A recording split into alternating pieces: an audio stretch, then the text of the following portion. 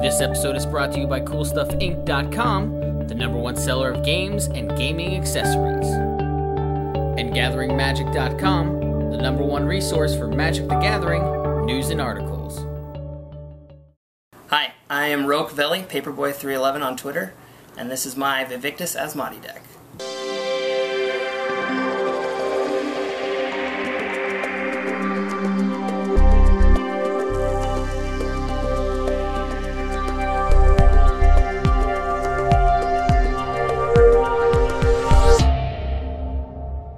If you were watching last week, you saw Uriah did his 200th deck tech. He did Palladium Moors, all old frame.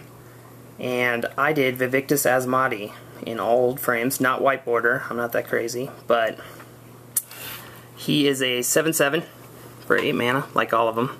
And he has super fire breathing. You can pay any of your Jund colors to do so. So I run a lot of basics in here. I'm not real fancy when it comes to lands. And I built this deck using mostly what I had and didn't really want to... I wanted to challenge myself to use cards that I cut from other decks and stuff that doesn't see a lot of play. So I got Phyrexian Tower. I like to do a lot of graveyard stuff in here. This is a Jund deck, so I thought Reanimator sounded like a pretty good idea, and I'm kind of known for doing that around here.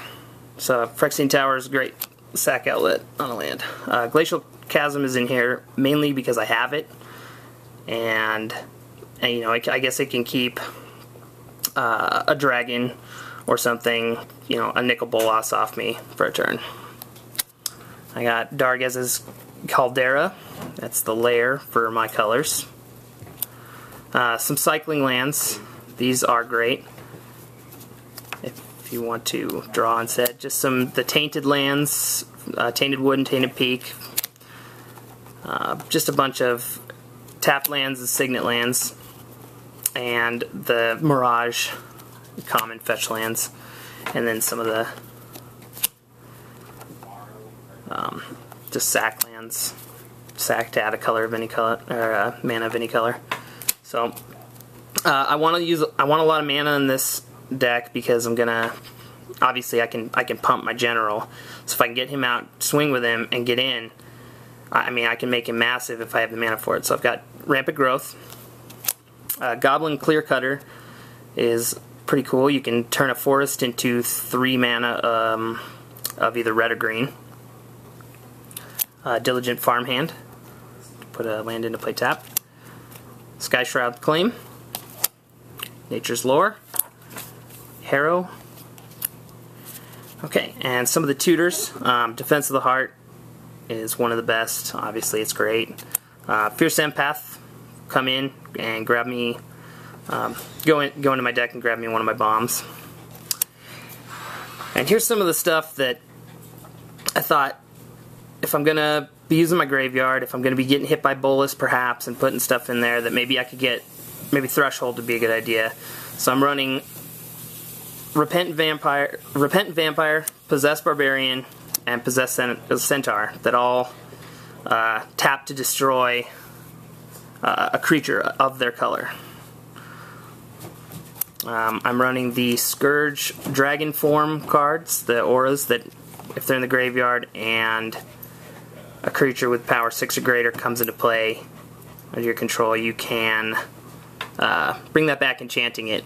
So red is haste and fire breathing. Vaevictis already has fire breathing, but haste is amazing, and there's other creatures in here it'll work with.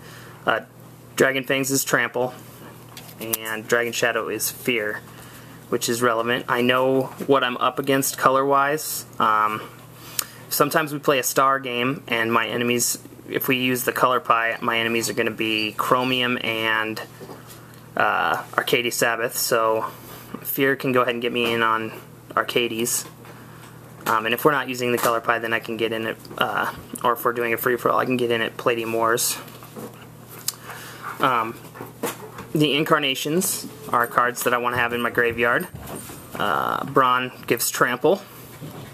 Filth gives Swamp Walk. Now I know I can get with this I can get in on Chromium, but if we're playing a free-for-all, I can also use this to swing in at a Nicol Bolas. And then Anger is haste, and I mean, that's fantastic.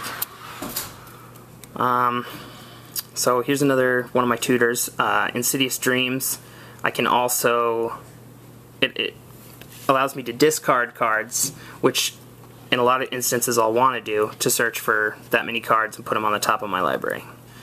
I have some mass reanimation in here with Twilight's Call, and, well, they're not in order, but Twilight's Call, Living Death, and then Balthor the Defiled. Balthor will bring back red and black creatures, which if I'm in a free-for-all could really help out Nicol Bolas, but yeah, I think I'm going to get the most value on it. Some of my targeted revival, I have Life and Death. It's really in here for the death side. I want to be bringing creatures back from my graveyard to play. Genesis. The Anarchist, if I do a mass reanimation spell and he's in the yard, I can then get the mass reanimation spell back. So he's really good. Animate Dead. And onto some stuff that will get some cards into my graveyard. Hermit Druid. He's really good. I'm not trying to break it. I have a lot of basics in here. I just want to get some stuff into my graveyard with him. And he puts the land in your hand, which is great. Avenging Druid, which if you connect does kind of like Hermit Druid, except it's any land, and that land goes into play, which is fantastic. I have Zoologist. There's not a lot of reason for it, except that if I have the Sylvan Library out, then I can maybe cheat some creatures into play. Seize the Day, since I'm putting cards in my graveyard, it's got flashback for an additional combat step, and if I'm getting in with Vaevictis Asmadi, that could potentially finish somebody off. Nullmage Advocate, get some stuff out of other people's graveyards if I'm going to do a mass reanimation spell, and also destroys an artifact or enchantment. Burnt Offering, if I sacrifice a creature, I can get a bunch of red and black mana if it's a large creature, and I can then use that to boost Vaevictis Asmadi. Helm of Possession's in here. It's a sack outlet, and it steals a creature. You can steal one of the dragons. If you don't have haste, you're just going to end up sacrificing it at the upkeep when you can't pay the cost, but I mean, that might be better than getting hit with the dragon. Magistrate's Veto is in here because it's a color hoser that hoses the colors that my deck is not. It says white and blue creatures can't block. When I first decided I was going to build this deck, I thought, oh yeah, I could put in Boil and Tsunami and, you know, Flash Fires and stuff. And then I quickly realized we're trying to play to have fun, so I should probably leave that stuff aside. But this one stayed because it's more passive. It's not as mean as maybe the land destruction. I mean, it's still good, but not as crazy. Okay, this guy here, there's a lot of stuff in here that's like triple black costed. I'm basically, and I can use it for Vaevictis Asmadi, but it's also in there just because it sacks for a triple black. Oh, and it is a discard outlet, which is good too. Joven's Tools is my Sweet Homelands tech. There's no Whisper Silk in Old Frame, so this little guy will give my general unblockable for 4 and tap it, and it does cost 6. Taunting Elf is another way to get the general in, or all my creatures in, and if I can keep bringing him back, you can keep getting combat that's pretty much unblockable. You just let the elf take all the hits. Oh, there's my Sylvan Library. Yep, that's pretty great. Skyshooter, he has reach, and you can tap and sack him to destroy an attacking or blocking creature with flying. That's sort of he's in there to be kind of a deterrent for people to bring their dragons my way if they've got them out. Yeah. Fledgling Dragon, another Threshold card. I figure I'm probably going to have Threshold, so if I do, this is a 5/5 for 4 with Fire Breathing and Flying, and that's really good. Multani's in here because he's going to get really big.